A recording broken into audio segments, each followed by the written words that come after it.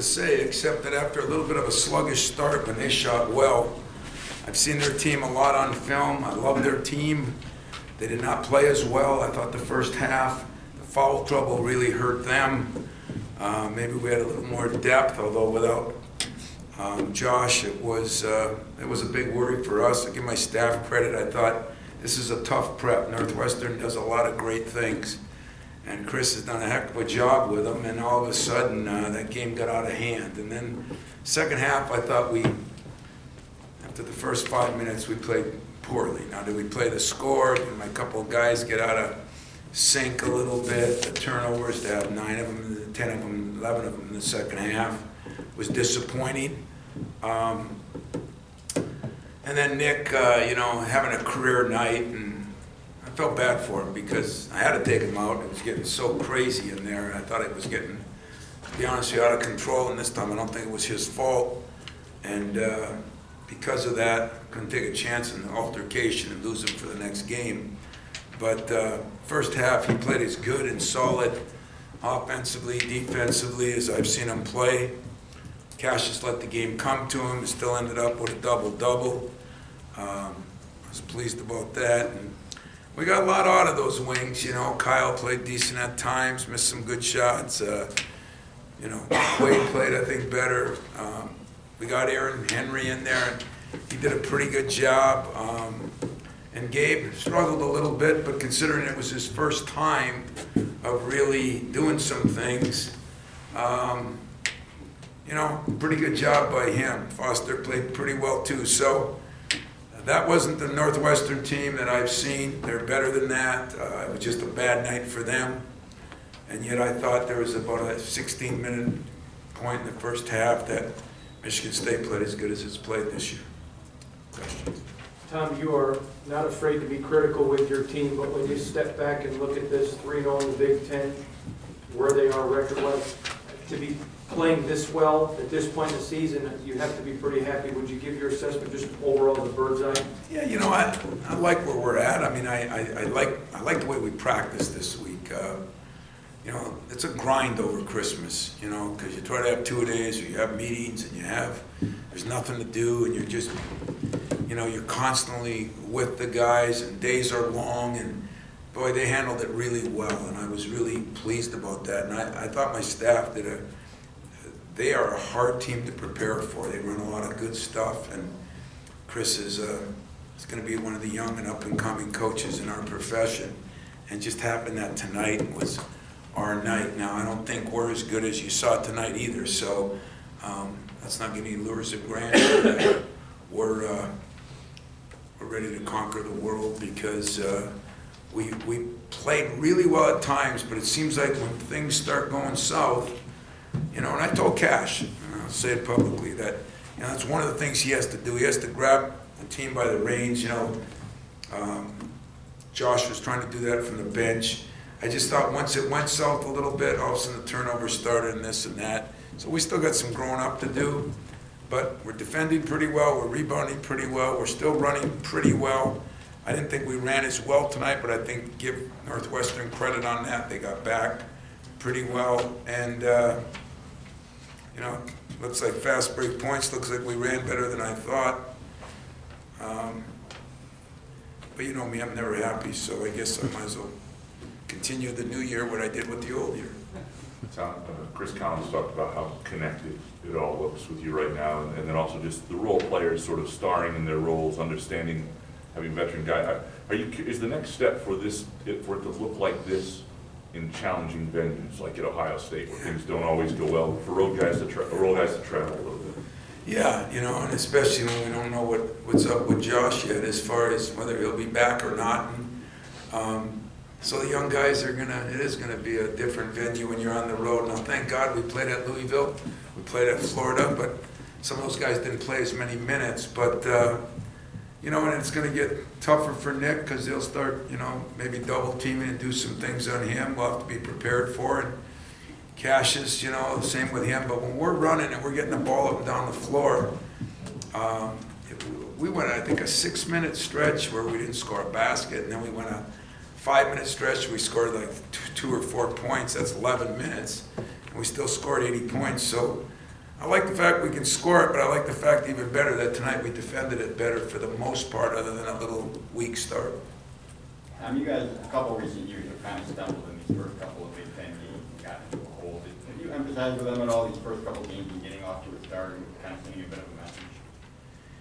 You know, I don't know if I look at it as sending a message. I just, I'm looking at this year that every game I want to try to get a little better than we did the game before. Every practice I want to try to get a little better than we did the practice before. And I said that I was going to push them hard, and you know, we all made some New Year's resolutions, and I asked each player to put in 2 on basketball and 1 on life. And some of the ones on basketball I thought were really good. One guy, good player, said, you know, patience, and so I copied him and I said, I'm going to put that down on mine.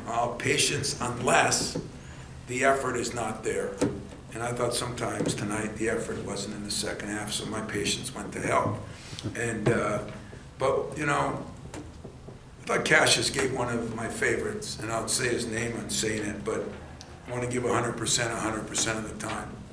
And so each guy gave him. I was really one of the more fun things I've done here, because they were really insightful. I told them to take some time, and then I told them at the end, it's my job now to hold you accountable to your New Year's resolution. So I'm salivating at the opportunity to do that. Tom, another game for Tillman. You look at the box score and nice numbers of points and rebounds. How has he become kind of a consistent guy that you can count on to produce? I guess that's a good word. Consistent, solid, getting better every game. You know, I really like the fact that other than the 5 turnovers, he has gotten better. He's gotten better every day he's been here. I swear to God, he's gotten better academically. He's gotten better as a leader. He's gotten better as a shooter, and he's really good as a defender. I think he could be one of the best defenders in this league. If you look at where now we're switching him off on smaller guys, and he's starting to handle that better. The less weight has made him, and yet the time we played those 2 together, we can get some things done there too. He's a good passer, high-to-low guy. Him and Nick are pretty good. He hits that 3, and it wasn't luck. He's worked on it all summer. He's going to be, by next year, he'll really be a good shooter. But I think right now Xavier, solid would be the best word I could give. He's consistent. He's a glue guy. Defensively, he has a lot of Draymond in him. He's in the middle of that lane, and he's talking and telling people what to do, and he's making up for a guy that gets beat on a cut here, making up there. Very, very cerebral. Not only a real good student right now, but a very cerebral basketball player. Tom, 2 things here. First, Josh, a little bit more of an update, I guess. You mentioned on the radio show, I guess, when will he have the visit to the specialist, and when did he have the MRI? We had the MRI, I think it was last night, and you know, he's going to visit with a guy just because we're not going to take any chances on Josh, but hoping that's going to be within the next day. Really didn't seem to do anything. I mean, it wasn't that he hurt it in the game. It bothered him a little bit in warm-ups, and just thought it was a little ankle tweak, and hopefully that's what it is. It's not down on the Jones or any of that stuff. But, you know, at the same time, you know, Josh is the guy that works on his game so much, so I'm hoping that maybe there's just a little wear and tear on it, and that'll be it. So hoping to know something by Friday for sure. And but we've kind of decided we were going to keep him out of this game, and then we'll have to determine whether it's the next game. The second part is you guys got 5 of the next 7 on the road. I guess how critical is to get this one now and make sure you get the home games, and then. Well, I think everybody would agree in the league this year, everybody's trying to win all their home games. And I hate to say split on the road because that sounds bad, but I think this is a year where if people could split on the road, they're going to be pretty happy. You know, there's just so many good teams out there, and it's hard to win in everybody else's venue. So getting this home game, we got 1 road win right now. Starting out 3-0 is big, but you can go in you know, what people have to understand, and so you have to understand it so you can explain it to other people. There's going to be some scheduling issues here where 5 out of 7 on the road, you know.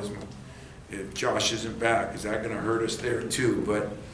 But sometimes the schedule is gonna dictate what goes on, and so what we gotta be is resilient, be able to handle, if you lose a game, you're gonna have to be able to bounce back. If you win a game, you're gonna have to be able to get back to work. That was the only thing, if I had a disappointing thing, the second half, it was almost like we were, you know, I didn't mind if we did some things, but we got sloppy, and it's almost like we can't stand prosperity yet.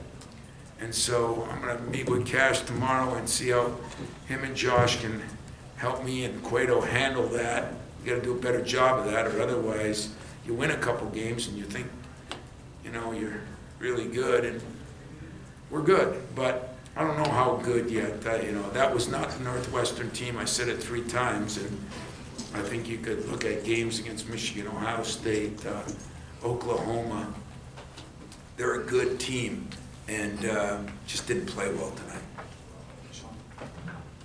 Tom, you talked about that stretch in the first half, and I think you maybe pumped your fist after a McQuaid 3. It maybe was in transition, but the ball movement in the half court, backfield cuts, how much of an emphasis has this been this year? Because it just seems really, really crisp. Yeah. You know, I think we are moving the ball better, and I think we're spacing a little better, and that falls on me. You know, I just think we're working harder at doing that. We're working harder at keeping the ball going, and when you got a beast like Nick inside, but I thought tonight we wanted to run him out and ball screen him and roll him a couple times. Cassius hit one of those guys on a great play that we had really worked on during the week, and but guys are usually doing the things that we're talking about, and yet we're not calling stuff every time down. They're running good stuff. They're flowing into things a little better. So at least for now. But is there 17 games left, or is somebody kidding me? Is that many left now? Long season yet. Tom, when you were out on the court, are you impressed at the, I guess, the court presence and vision that Cassius Winston has started to show? You know, I'm really not, because I fell in love with Cassius when he was a freshman or sophomore in high school. I said he could be the best passer since Magic Johnson.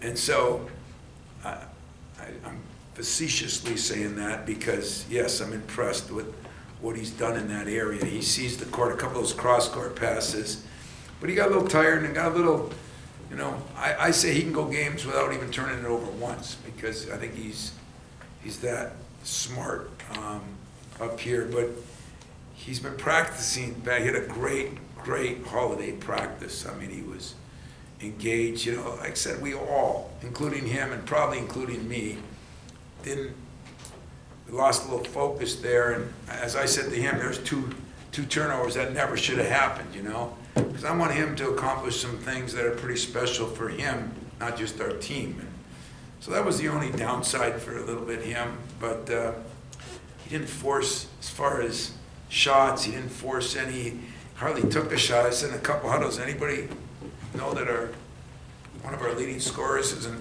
had but one shot here, you know, and he didn't care, which is kind of cool. And I think that's what I got with this team, and that's what I greatly appreciate.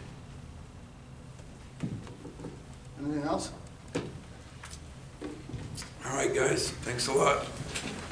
Happy New Year. I hope everybody set some resolutions of your own.